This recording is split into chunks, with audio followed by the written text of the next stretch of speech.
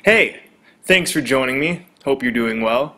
In this flat realm we live in, the black sun is the ancient female origin of all, the womb of creation.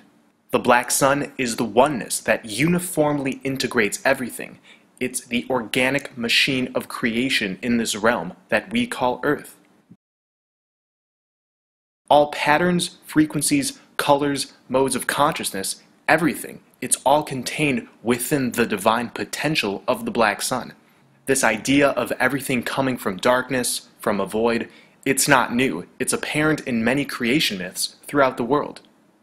The Bible's creation story talks of everything being formless and dark before God created light. In the Hindu creation tale, a vast dark ocean washed up upon the shores of nothingness and licked the edges of night.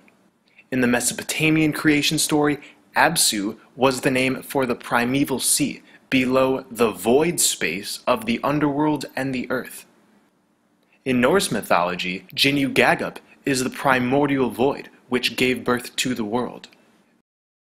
The Egyptians believed that before the world was formed, there was a watery mass of darkness. Nun is this primeval dark ocean, and gave way to Amun, who then broke off into two deities, Amun and Ra, the personifications of our two sons. In the Gnostic tales, Sophia left her heavenly home and went into the void, where all matter was formed. So everything, including us, sprang from the black sun, the creation void, Amun, Sophia.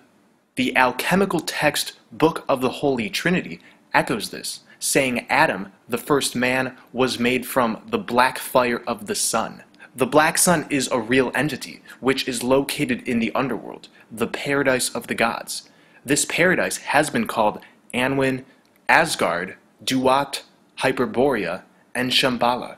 Shambhala is a mystical kingdom talked about in Tibetan texts, where the most sacred of the Buddhist teachings are preserved. Hindus have known it as Aryavarsha, a land of enlightened beings from which the Vedas came. In Tibet, Shambhala is regarded as the true center of the planet, as the world's spiritual powerhouse. For years, there's been debate over where Shambhala is, but as I've described in past videos, its true location is beyond the center vortex at the true North Pole. According to Lama Kunga Rinpoche, Shambhala is probably at the North Pole, since the North Pole is surrounded by ice, and Shambhala is surrounded by ice mountains. In 1925, the Russian explorer Nicholas Roerich traveled through China and Mongolia to the borders of Tibet, and during a conversation with a lama, he was told, "Great Shambhala is far beyond the ocean. It is the mighty heavenly domain. Only in some places, in the far north, can you discern the resplendent rays of Shambhala." These resplendent rays are referring to the aurora borealis that shoots out of the center opening. Shambhala is the sacred imperishable land that we are gathering for under blood over intent. There must be a marker which allows us to gain access into such a holy paradise, and our blood, our spiritual substance, is being shed on the words, "I intend to bring forth heaven on earth," and thus we are being infused with the great remembrance, remembering our divine realm, which lies where our compass needles are pointing to. Broken down, our compasses are telling us to come pass into the holy hole, into the void, where we cross dimensions and are birthed into Shambhala, the land of perpetual twilight, powered by the black sun. I recommend, if you want to come with us and live, you replicate the videos you see and publish them beside ours. We are side by side, blood brothers and sisters, gathering for this journey which will take place in 2 years.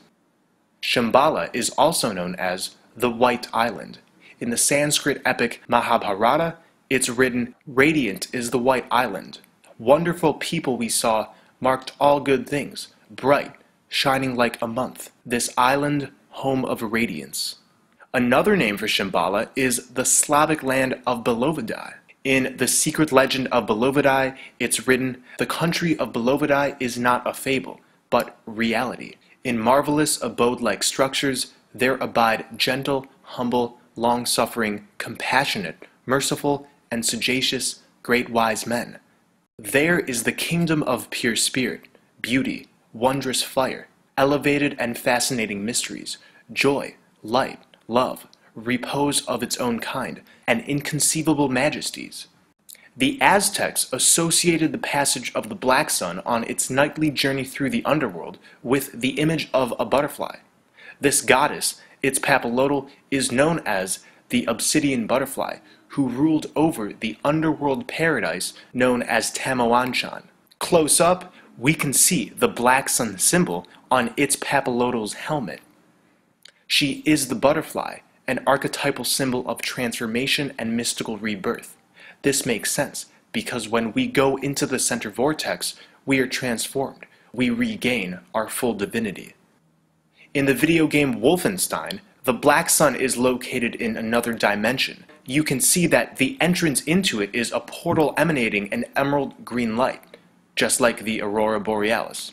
In my video on Sausage Party, I showed how at the end, the food products travel into a similar looking stargate, which emanates green at the center. We're gonna go to this other dimension and cut the strings once and for all. In David Bowie's Black Star music video, we see a clear depiction of the black sun.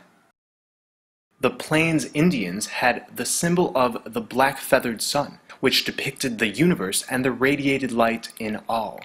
At the Bank of America Corporate Center, there is artwork showing a hidden black sun.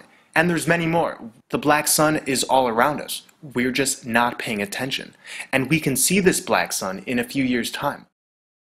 This holographic reality responds to blood, good or evil. And when our intent is written with our blood over the words, "I intend to bring forth heaven on earth," we gain the eyes to see, allowing us to pass the flaming sword at the center vortex. And like I've said before, those who do not come with us will surely die, as this is the prescription of Father Time. Where we're going, time does not exist in the same capacity. I just want to encourage everybody to do blood over intent because it's real. It is the way out of here. We're on the cosmic side of the cosmic womb, and inside at the North Pole in Hyperborea and Shambhala and Inner Earth, that's the astral side. So we do an interdimensional flip-flop. This is the truth. So, but just remember, we're still attached to the people in there. We're still children of the black hole sun. And everything's going to be okay with our intent and our blood, which is holy and sacred. We're going to do this. I can feel the changes. I get messages all the time. I heard back in September, I heard the words 15, 21, multiple currents. Well, I looked that up. That's the 0 point field. That's the birthing field at the Holy Hole. I just encourage you guys to keep at it, keep positive, love each other, and keep spreading the word about blood over intent, because that is the way to our salvation. They know we're coming, and they love it. This is like a plan that's unfolding. That divine, universal plan or something they call, I don't know, it's a great work or something like this. There's something behind all this reality that people are missing. But you could feel it. Me and Devin are going to pull this off. We're going to pull this off. It's simple. You just don't see it yet until somebody just explains it to you. When you and me go next year, we come back with video, watch everybody fucking flip out. You'll see. Millions of people will throw their blood up beside ours. Until then, let's just keep doing what we're doing. Yeah.